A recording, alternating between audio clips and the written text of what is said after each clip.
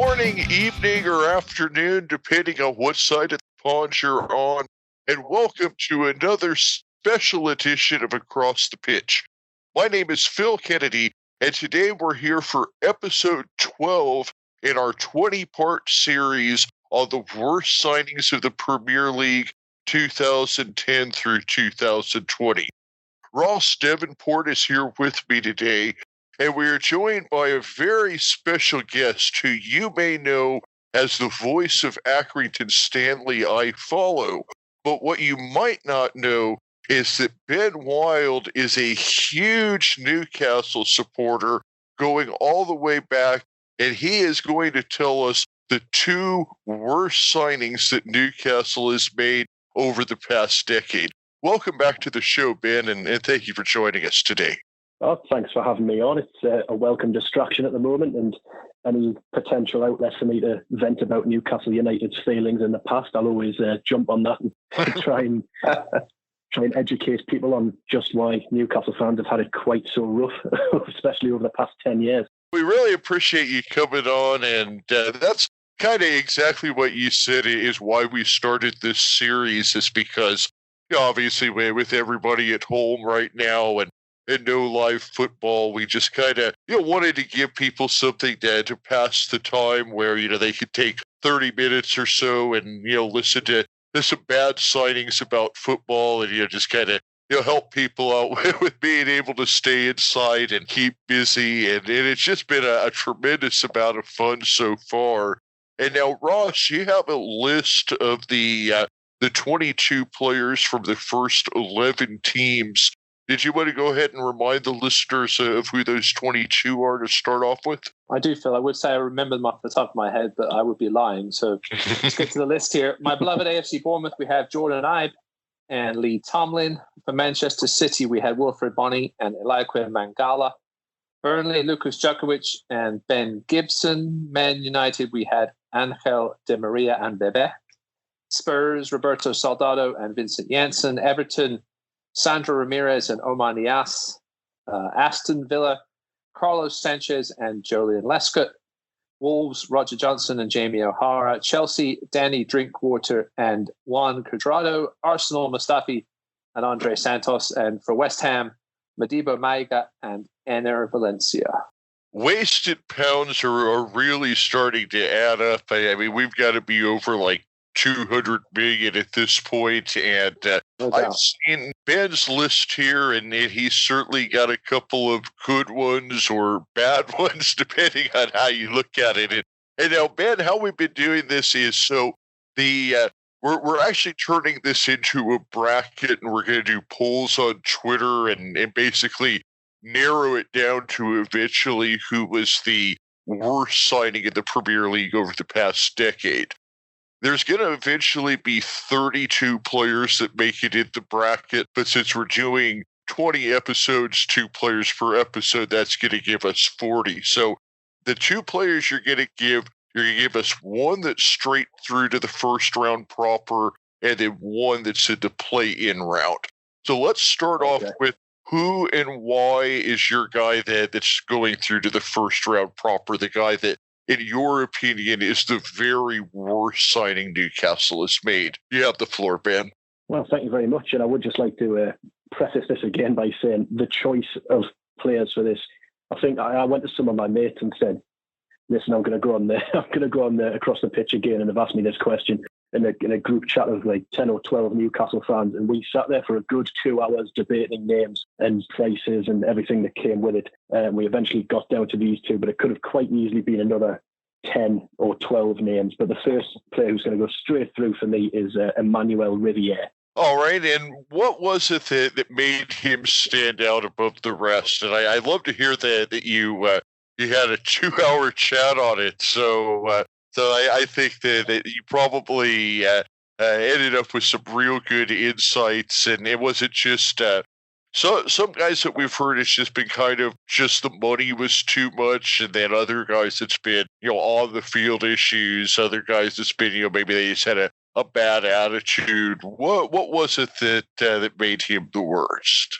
Well, that's the thing, isn't it? At Newcastle, it's not a club that really does big money signings, so there's no one who you can really say was a waste of money. But even Riviere cost in the region of, I think, £5.5 to £6 million, and he's meant to be a striker, and he was always just absolutely terrible. I had the misfortune of having a season ticket the season he was at Newcastle, and he offered absolutely nothing in an attacking or he didn't even help out defensively. But going forward, you just had no confidence that he was going to score goals. He scored 2 goals in a League Cup match against Crystal Palace that Newcastle eventually ended up winning 3-2. It was early-ish on in the season, and his first goal was quite well taken, a good finish from outside the box, and his second was a penalty. And you're thinking, maybe he's just taken a bit of time to adjust to the English game, and maybe he's going to come good now. But then there was another 6 or 7 months where he just did absolutely nothing. And because the manager at the time was so inept, he just kept playing him. But he didn't win headers. He wasn't good on the ball. He didn't score, which is the main thing you want from a striker. Just offered absolutely nothing. Yeah, I mean, I think that's kind of been one of the themes is when you have a striker and that guy isn't scoring, then, what else are they here for? Ross, what are your thoughts? Riviere, the one quote I read about him today said that he had little aerial ability, no touch, no presence, and he wasn't a natural finisher either. So I think Ben's spot on with this guy. Obviously, we've talked about Phil, I think last time we were on, that there's sort of a French connection with a lot of these guys, especially with the teams that aren't willing to spend the money. They try to find these sort of hidden gems out of the lower levels of the French top tier or perhaps top of League Two, etc. And this seems to be one of these guys as well. I know I'm not going to spoil Ben's second choice, but I know they both have a French connection, obviously. Yeah, and this guy, Emmanuel Riviere, not one of the best players to come through the Newcastle system for sure. You're spot on that I think that strikers just tend to be where the money gets spent. And, like Ben was saying, it may have only been about £6 million, but £6 million by Newcastle standards is a lot different than £6 million by Man United. And that's, a lot like with your Bournemouth. I mean, if Bournemouth weighs £6 million, that really hurts them. Yeah, you said about strikers, the goal scoring ability, if it's not there, that's the glaring thing, isn't it? You can, with a midfielder, you obviously put some credit on the defensive side of things and where they help out else on the field. But with the strikers, if they're not putting the ball in the back of the net, it's a glaring stat that you're seeing out there. Obviously, some people might just put in the wrong system, which I think Cabella will go to in a second. Ben's second choice might have been one of those guys that wasn't fit for the Premier League just because of his size. And when you get to the Premier League, you got to have that size. But Riviere, he seemed like he was a pretty heralded signing. I remember when he came and just didn't do anything. I remember when he came, and me and my mates were obviously looking through Twitter trying to find out more about him. And he had an okay goal scoring record for Monaco. It wasn't bad. He had a decent amount of goals from the season before, so we didn't expect him to come in and challenge for the Golden Boot and get 20, 30 goals. But we expected him to occasionally score a goal. The one goal he did score in the Premier League, the one goal he scored, even though he played 30 odd games that season, was against QPR towards an already relegated QPR, I may add, which we then went on to lose that game. But he managed to hit the ball with both his feet and then his shin. I still don't know how it managed to go in. It was shocking. It looked more than anything else. And then he had the audacity to run up to the home fans and do a backflip. It was absolutely brilliant, but so unmerited. He was absolutely terrible. And I think his career following Newcastle, going out on loan and then signing for other teams, he's just still not managed to start scoring. So not exactly a great career as a striker. Yeah, I think that's been another common theme is it with some of these guys. Not only has it been a lack of scoring, but then when they do score, it's been like the 5th goal in a 6-1 match, or like you said, against an already relegated QPR. These aren't guys, putting in the game winner in the 94th minute. If you pay $5 million for a guy and he only gets 3 goals and they're all game winners, then maybe he can do that. But if they're all in the second round of the FA Cup, maybe not so much. Exactly, I'm not sure about Ben, but I think it makes me feel better when a guy struggles for us, but then goes somewhere else and continues to struggle. Obviously, it makes the signing still a crap, but makes me feel a bit better that he wasn't just not putting the effort in for us. Oh, absolutely does. The amount of players who've left Newcastle and gone to do maybe not even really well, but quite well, and going, they never did that for us. Like Florian Thauvins a good example of that. He was in the offing for this, and since he's left Newcastle, he's gone to Marseille, scoring a load of goals and got himself a World Cup winners medal. But at Newcastle, he scored 1 goal against Northampton in the Cup and then did nothing. Typical. It's how it goes sometimes, yeah, especially with your lot, yeah. Let's take a look here at your second guy. And now the second guy is going to be what we call our play-in round guy. So this will be a guy that goes into a Twitter poll to see whether or not he gets into the final 32 or the wall of shame, if you will. So who was this second guy? And after this, we'll get some honorable mentions to you too. But who's the second one that we're officially adding to our list? The second player I've gone for is Remy Cabella, who joined from Montpellier in, I think, 2014. Yeah, 2014. And the excitement that came with Remy Cabella, we'd been monitoring him for about a year. I think ever since Johan Cabaye left for PSG, we were looking at an attacking player with a bit of flair. And at Newcastle at the time, for whatever reason, we're exclusively recruiting from France, it seemed like. And Remy Cabella was one of the best players in France at the time. He was in the team of the year 2 years in a row at Montpellier and won the league with them, which is impressive considering, PSG and Monaco were doing well in that league at the time. So everyone was so excited about Remy Cabella again. Didn't cost too much, about £8 million, I think it was in the end. And the disappointment and why I'm including it in this is because, again, like Riviere, he just offered nothing. He scored 1 goal for Newcastle, no competitions that season, 34 games I think he played. 1 goal from a number 10 and sometimes played out on the wing. It's just not good enough. And when you were defending, he never helped out. It was like you had 10 men on the pitch, and just the excitement and the expectation that came with him, and then for him to fail so spectacularly, it was the disappointment more than anything else is why I've included him as one of my picks. So what you're saying is instead of Cabella, they should have gone to Bass Pro Shops.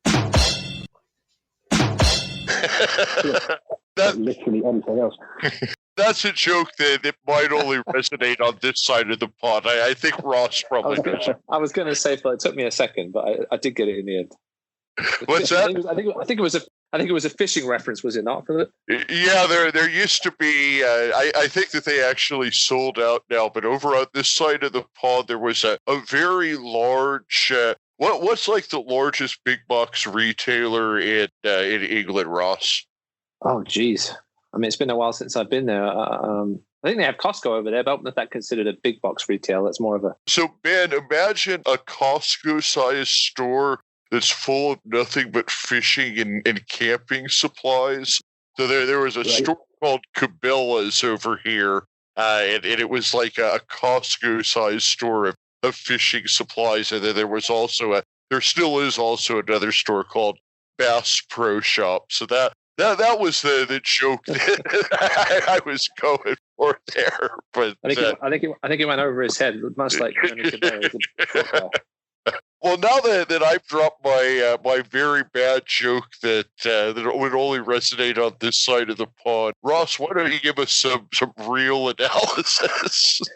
No, I was going to say, from what I was reading between when this Cabella signing, it sounded like Alan Pardew didn't want him there. He seemed to, Pardew knows his Premier League, and he didn't think that Cabella, with his small stature and lightweight, his style wouldn't suit the Premier League, and he was quite right. What do you remember about that time, Ben? And your management deciding to go the other way, upper management, I should say. Yeah, well, I remember him first playing. He played 90 minutes against Man City on his debut at St James's Park, first game of the season. I was there, and he played. Newcastle got beat 2-0, but he put in a really good shift. He played quite well. He was doing everything we expected of him. He was taking players on and beating them.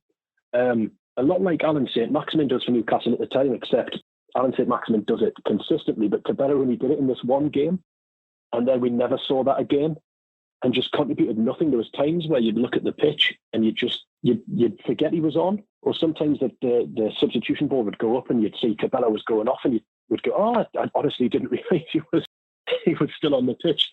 You really were missing a man on the pitch when he played. There was moments of brightness where he'd beat a man, but I mean, if you look at his Newcastle career, he made 31 appearances, 1 goal, 1 assist.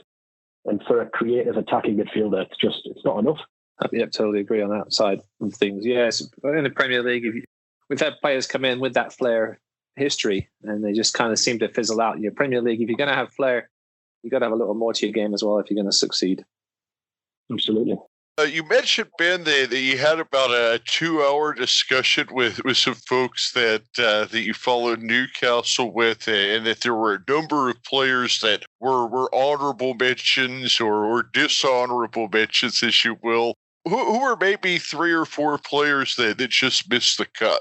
Well, no, down to 3 or 4, I think, is even still a challenge, but we decided not to go down the route of loan signings because you don't really lose out, and financially through that, even though there's a lot of loan signings who just never did anything or barely played. But one of them we thought about was Joe Linton, who we have at the moment, who joined from Hoffenheim for £40 million in the summer, Newcastle's record signing. Wow.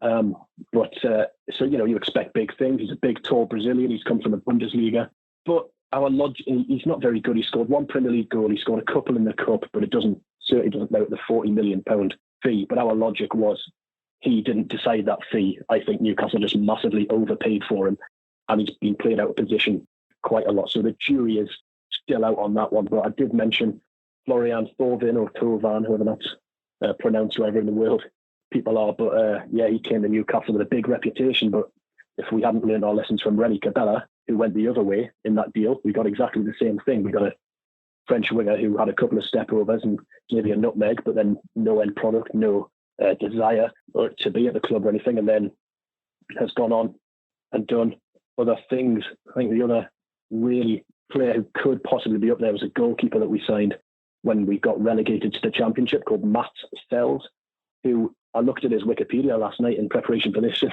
found out he only made 9 appearances. But wow. I could have sworn he made so many more than that. Every single one. Every single one he did so badly. He got a lot of criticism on Twitter from Newcastle fans that he made Karius in the Champions League final mistakes like 3 games in a row and cost us points. And I think the fans turned very quickly on him. But so he was a really, really bad signing as well. Yeah, 9 appearances and then left the club. So yeah, if a guy only played 9 matches and you still remember and not in a good way, that really says a lot. I mean, the average player that plays 9 matches, you probably wouldn't even remember him a year or 2 later. But I think that one thing that you were mentioning in there with some of those guys, and Ross, this is something I think has been another trend, is guys from South America that came over, had success on the continent, be it France, Germany, wherever it be, and then just couldn't make the adjustment to England. And I think that kind of comes down to a lot of what we were talking about, maybe guys in South America, they could play a place like Italy, Spain, even France. The weather's going to be a little closer to what it was in South America. Then you get to England, and it's not even Bournemouth, it's Newcastle weather. I think that a lot of those guys maybe just can't quite adjust to playing in that cold and rain. Yeah, I mean, I think obviously it depends what club you're playing for in England. I think some clubs are more set up better at the upper management level to deal with international players coming in, having some of them have had more success with it than others, Bournemouth not being one of them. I think I was going to mention Juan Iturbe as one of our worst ever signings, but he was only a loan signing that came over. He's a Paraguayan, Argentinian guy who he actually managed to get a song written about him while he was there, but he was there for such a short amount of time. But it was one of the best songs we've ever sung, so they still sing it on occasion. But yeah, I mean, I think you've seen a lot of players now coming over with their families, and obviously it used to be just your agent sometimes would come and hang out with you for a couple of weeks till you got sorted. But yeah, it can be a very difficult transition, especially depending where you're going in the country. There's probably not going to be any argument on either of these signings. Now, of course, you're not talking the kind of money that we have with some of these big 6 signings, but ultimately when you have strikers that aren't putting the onion in the bag, if you will, then that's always going to be a bad signing. Now, Ben, we really appreciate you coming on and contributing for this. Before we do wrap up, because we are mostly an Accrington show, and especially we have a lot of followers over here in the States, obviously the season is on hold right now, but when things do go back to playing again, tell us a little bit about how folks can hear you on iFollow. Oh, well, when the season does get back underway, as we very much hope it does, every Stanley game is broadcast on iFollow. If you're out in America or outside of the UK, you can watch every game and have commentary from myself and another lad called Will Dixon, who's brilliant as well. If you're in the UK, you can listen to all of them, but you can occasionally watch them as well. We think at the moment, and don't quote me on this, but this is the way it looks like it's going. If the season has to be done quite quickly and finished in a certain amount of time, it might be made available to watch everywhere. If fans can't get to the games, if it's being played behind closed doors, or in a similar situation, if fans can't be there, and I imagine that the games are going to be streamed for free, probably, which would be quite good, so fans aren't missing out. But if you just go on the Accrington Stanley website and go on iFollow, just have to make an account, and we'll be there with you anytime Stanley are playing. Yeah, it's great. And I was saying to Phil earlier before the call that I wish Bournemouth had iFollow in the many years we were in the bottom three divisions before we got promoted. That would have been awesome. But Ben, before you go, I just want to get your thoughts on obviously the takeover news coming this past week as appearing to be official, and how sort of Newcastle fans are feeling about it. Obviously, Mr. Ashley doesn't have many fans out there of himself, but obviously with comes money, comes expectations. I just want to see how the Newcastle fan base was kind of feeling about the whole thing. Yeah, I think on the whole, the Newcastle fan base is more than happy with the takeover. We've been waiting years for this, and it seemed for quite a while over the last few years, every summer or every winter, almost in lieu with the transfer windows, came a brand new takeover attempt or rumour or whatever. But this time it finally looks like it's going to get over the line, and not just by anybody, by the richest, or what's certainly one of the richest companies or trusts in the world, which is quite phenomenal, really, the amount of assets they have on them. But obviously, that all the issues that have been raised around human rights in Saudi Arabia and things like that, it's obviously, we can be very happy that Mike Ashley's gone. That's great. And we can look forward to hopefully having a team that competes. Like Newcastle fans are sometimes portrayed as quite expectant and quite demanding and have unrealistic expectations. Like, as soon as this takeover happens, we want to be challenging for the Premier League, but I can assure everybody that's just not the case. It's a very common misconception. We just want a team that tries and competes with a stadium as big as we have and a fan base as big as we have. We shouldn't be fighting relegations every year. We should be, occasionally getting up and playing in Europe and, competing with the teams like Everton, Spurs and West Ham.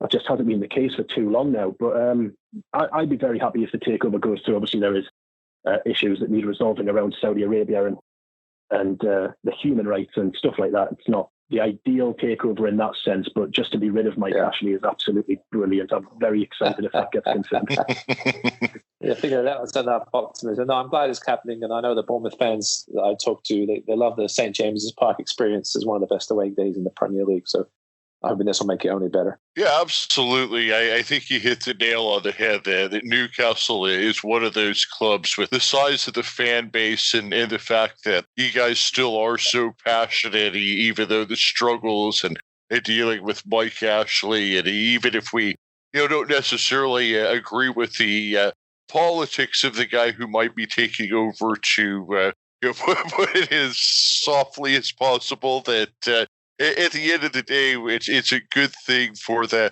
Premier League. It's certainly a good thing for you guys as Newcastle fans. And before we wrap up, I did just want to say that, hearing Ben on iFollow is our connection to the Accrington Stanley world. And like Ross was saying, it just means so much being able to watch the matches over here for us lower league fans. And I personally, I do the monthly iFollow pass, which is $19 per month.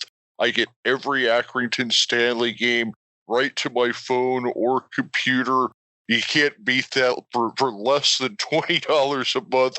But I want you guys to all hear Ben and get a tryout on the service. So here's what I'm going to do. The email address is contact@acrossthepitch.com, contact@acrossthepitch.com.